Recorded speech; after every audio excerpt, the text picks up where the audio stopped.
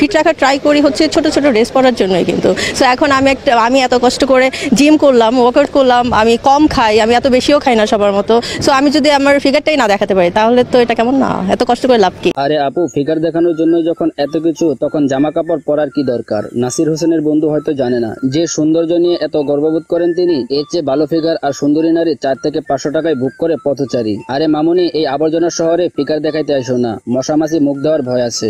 ঠিক বলেছো। আমি জীবনে আইফোন টাকা দিয়ে কিনি নাই, ব্যাগে টাকা কমই থাকে। 1 2 3 4 5 6 হাজার টাকা, এগুলো সবই ক্রেডিট কার্ড, এটা আমার driving licence.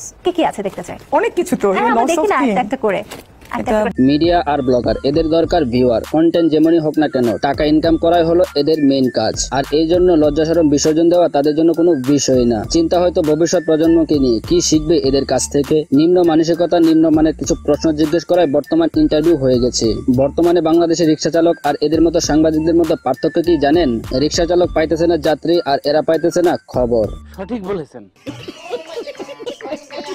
So WhatsApp guys, কি অবস্থা সবার, কেমন আছো তোমরা? আরো একটা রোস্টিং ভিডিও নিয়ে হাজির হয়ে গেলাম আমরা। এতক্ষণে হয়তো বুঝে গেছো আজকে আমি কাদের রোস্ট করতে যাচ্ছি। আসলে এদের মতো টিকটকারদের ভিডিও দেখে মাথা হয়ে গেছে চড়া। ব্রাদার, মালটা কিন্তু আমি করা, তাই রোস্টের মাধ্যমে এদের পেছনে দেব লারা। তো আর কথা না বাড়িয়ে ভিডিওটা লাইক করে চ্যানেলটা সাবস্ক্রাইব করার মাধ্যমে চলো আজকের ভিডিওটা শুরু করা যাক।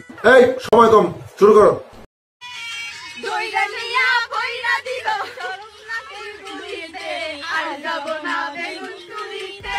দিন দিন লজ্জাশরম কোথায় যাচ্ছে? এদের কি মা বাবা নাই? আমি পুরুষ হয়ে যেখানে ভিডিও দেখতে লজ্জাবোধ করলাম, আর মেয়েদের তো পুরুষের তুলনায় 99 ভাগ লজ্জা বেশি দেওয়া হয়েছে। তারপরও এরা কিভাবে এরকম একটা গান দিয়ে ভিডিও বানাইতে পারে? সোনামণি, তোমাদের উদ্দেশ্যে একটা কথা বলি, ভালো করে শুনে রাখো। বোরকা আর হিজাব পরলে পর্দাশীল হওয়া যায় না। ডেট এক্সপায়ার মালও কিন্তু প্যাকেটের ভিতরে থাকে।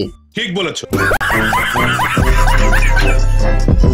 খারাপ কমেন্ট করবা, হ্যাঁ এমনি তো তোমরা ভালো কমেন্ট করো না, খারাপ কমেন্ট করবে, তোমাদের জন্য পুরস্কার আছে। আর অনেকেই প্রশ্ন করতেছে সুলতান আর কি বাবু হবে? এই তোমার বাবু হবে? আবার শরম করে ওরা আসলে বাবু হবে। ভালো কমেন্ট পাওয়ার যোগ্যতাই তো তোর নাই। 2 টাকা ইনকামের জন্য নিজের বউকে নিয়ে ব্যবসা শুরু করে দিছ। সি, তোর কি লজ্জা লাগে না? তুই তো পুরুষ না, তুই হিজড়া। যে নিজের বউকে পাবলিকের সামনে বিলিয়ে দিতে পারে সে কখনো পুরুষ হতে পারে না, সে হিজড়া, ঠিক তোর মতোই। এই সমাজ যাকে বউ পাগল বলে, ইসলাম তাকে শ্রেষ্ঠ স্বামী বলে।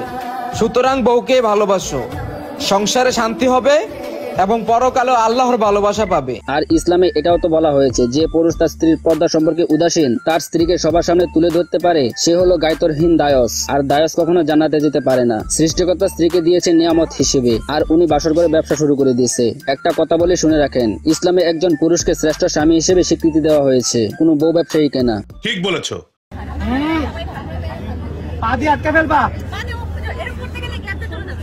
খেলাধুলা সব মানুষের জন্যই উপকার, কিন্তু এরা তো খেলার নামে শরীর দেখাইতেছে, দেশ ও সমাজের কাছে অশ্লীলতা প্রমোট করতেছে। এদের দেখে তো খেলোয়াড় মনে হচ্ছে না, মনে হচ্ছে নিষিদ্ধ পল্লীর বাম্পার ফলন। একটা কথা আছে না, ছাগল দিয়ে কখনো হাল চাষ করা যায় না, ঠিক তেমনি এদের দিয়েও কখনো মাঠে খেলা হবে না। এরা খাটের প্লেয়ার, খাটেই ভালো পারফর্ম করতে পারে। খানকির পোলা। পছন্দ করে। এক্স্যাক্টলি, মেয়েরা কোনো ছেলেদেরই পছন্দ করে না। আমি আপাতত কোনো ছেলেকেই পছন্দ করি না। আরে আপু, তোমরা ছেলেদের পছন্দ করো না মানলাম, কিন্তু তার আগে বলো তোমাদের কোন ছেলেরা পছন্দ করে? আসলে তোমাদের যে চেহারা, তাতে তোমাদের কোনো ছেলে কেন হিজড়াও পছন্দ করবে না। আশা করি বুঝাইতে পারছি। তো এই ছিল আজকের ভিডিওটা তোমাদের কাছে কেমন লেগেছে কমেন্ট করে বলো। ভালো লাগলে লাইক করো, পেজ হলে ফলো করো, আর ইউটিউব চ্যানেলে হয়ে থাকলে সাবস্ক্রাইব করে নতুন কাকে নিয়ে ভিডিও বানানো যায় সেটাও কমেন্ট করে বলো। তো দেখা হচ্ছে পরের কোনো ভিডিওতে, সেই পর্যন্ত সবাই ভালো থাকবে, সুস্থ থাকবে। Till then, take care.